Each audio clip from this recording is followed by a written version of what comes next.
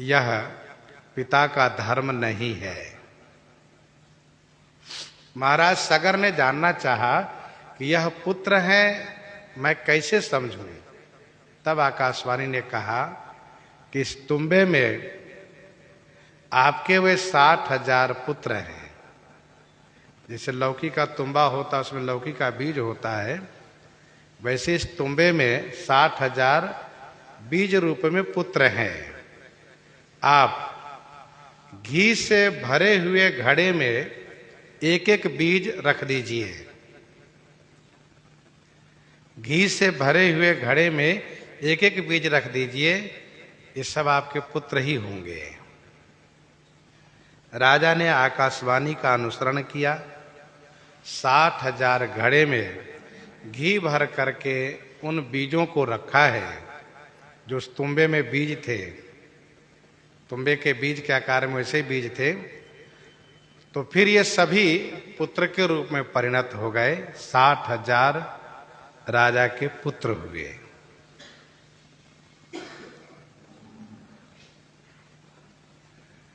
केसनी से जो पुत्र हुए उनका नाम था असमंजस। असमंजस नाम था। और ये असमंजस प्रजा के प्रति बड़ी क्रूरता करते थे। कैसे? तो अयोध्या के बालकों को पकड़ के सरयू जी में फेंक देते थे। वह डूबता था तो उसे देख करके हंसते थे। इस प्रकार से क्रूरता करते थे। प्रजाजनों ने यह शिकायत राजा से की। तो राजा ने प्रजा की शिकायत को ध्यान में रखते हुए अपने उस पुत्र असमंजस को राज्य से निष्कासित कर दिया। राजा ऐसे होना चाहिए कि प्रजा के हित में अपने पुत्र का भी परित्याग करें। शास्त्रों में ऐसा वर्णन है कि असमंजस जानबूझ करके ऐसा काम करता था जिससे कि मैं राज्य के प्रपंच में न पड़ूं, मुझे राज्य से निकाल दिए जाए। जब राजा सगर ने उसको राज्य से निष्कासित किया है तो उन्होंने श्री सरयू जी के तट पर जा करके सभी बालकों को जीवित बाहर निकाला है। और फिर इसके बाद वे वहां से चलते भये।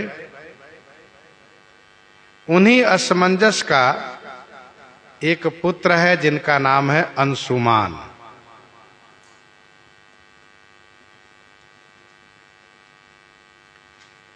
आगे चल करके राजा सगर ने हिमाचल और विंध्याचल के बीच,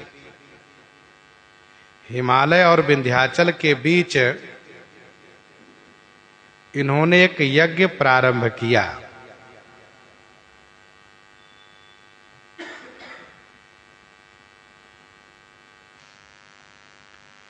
अश्वमेध यज्ञ प्रारंभ किया।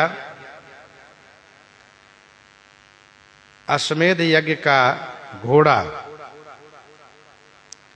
संपूर्ण भूमंडल पर घूम रहा था। घूमते घूमते जब उस स्थान पर गया जहां पानी रहित सागर है, तो इंद्र ने छद्म वेश में इस घोड़े को चुरा करके और ले जा करके श्री कपिल मुनि के आश्रम में बांध दिया। घोड़े की रक्षा में महाराज सगर के 60,000 पुत्र गए हुए थे। उन लोगों ने बहुत खोज किया और भी साथ में सैनिक लोग थे, लेकिन कोई घोड़े को नहीं खोज पाए। सबने आकर के महाराज सगर को बताया तो राजा सगर ने कहा कि तुम लोग घोड़े को खोज करके लाओ चाहे जहां मिले वहां से खोज करके लाओ, बिना घोड़ा लाए वापस मत आना। तो फिर ये सब फिर से खोजने के लिए गए और खोजते खोजते पहुंच गए उस स्थान पर जहां भूमि फटी हुई थी। और फिर इन लोगों ने खोदना शुरू किया। वहीं से खोदते गए। इन लोगों ने इस प्रकार से खुदाई किया कि इन्हीं सागर पुत्रों के नाम से उसका नाम सागर भी हो गया।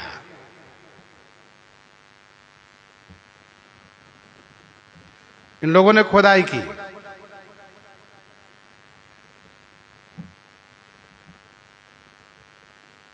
इसके बाद ये सब पहुंच गए श्री कपिल मुनि के आश्रम में।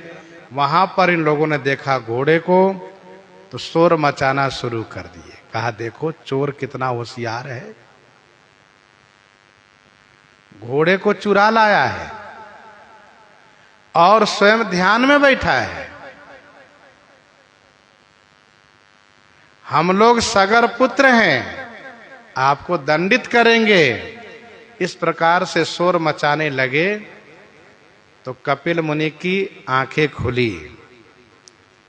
शोरगुल सुन करके उनकी समाधि भंग हुई और उन्होंने क्रोध करके जब उन सगर पुत्रों की ओर देखा तो श्री कपिल मुनि के क्रोध से, हुंकार से ये सभी नष्ट हो गए, जल गए, सभी दग्ध हो गए।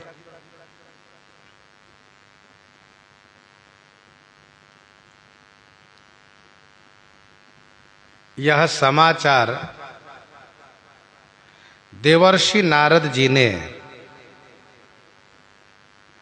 महाराज सगर को दिया।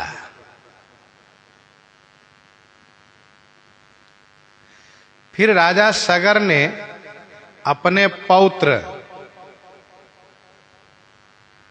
अंशुमान से कहा कि तुम घोड़े को खोज करके लाओ।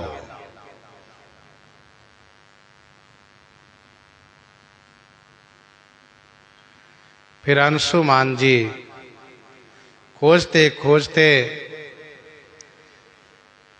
जिस रास्ते को उन 60,000 पुत्रों ने बनाया था, खुदाई करके, उसी रास्ते से इन्होंने जाकर के श्री कपिल मुनि का दर्शन किया और उनसे विनती की, प्रार्थना किया उनसे। कपिल मुनि प्रसन्न हो गए। इन्होंने घोड़े का मांग किया, कपिल मुनि ने घोड़े को प्रदान किया। फिर इन्होंने अपने उन चाचाओं को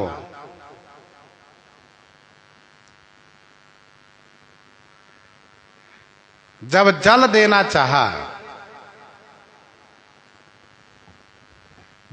चाहा,